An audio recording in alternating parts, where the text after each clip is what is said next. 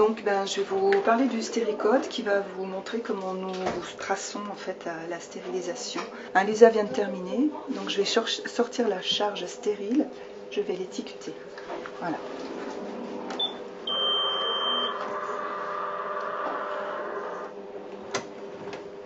Voilà. Donc cette charge, il n'y avait qu'une seule caissette.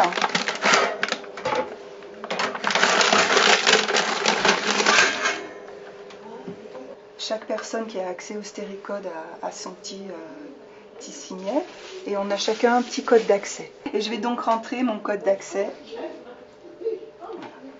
Ça va permettre en fait de tracer qui a étiqueté cette charge-là. Donc c'est grâce à ce code qu'on va pouvoir identifier la personne qui s'est chargée d'étiqueter la charge stérile. Voilà.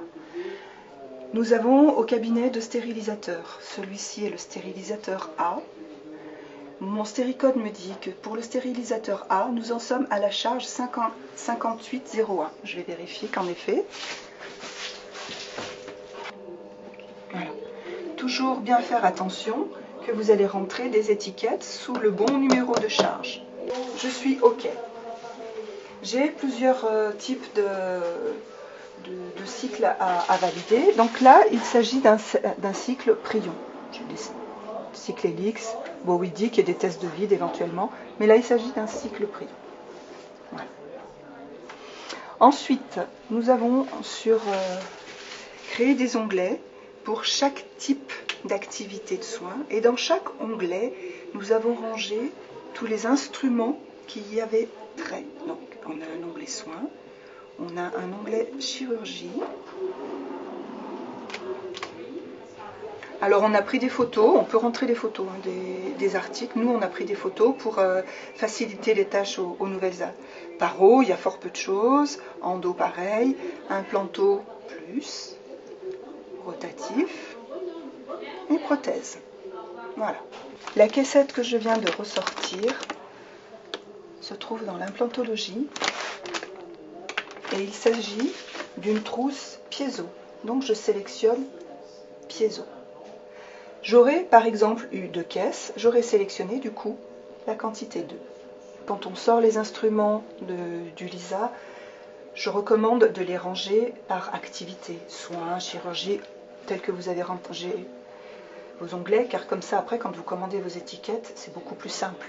Donc moi, je n'ai qu'une caissette, donc j'ai commandé ma trousse piezo, je valide. Il me rappelle que je n'ai demandé qu'une étiquette. Le témoin température était correct, oui. Le témoin de variation de la pression, température, test prion correct. Le cycle de stérilisation s'est normalement déroulé, oui. Aucun sachet n'est percé ni décidé, non. Et aucun sachet n'est mouillé, non. Tout est valide. Voilà. Et mes étiquettes sont sorties. Non. Hop. Ça sort tout le temps une étiquette pour le test prion, que je vais donc coller sur mon test prion. Voilà.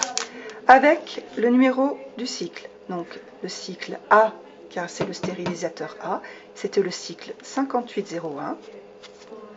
Ça c'est la date de cycle. Et sur les instruments, on a la date de péremption, la date limite.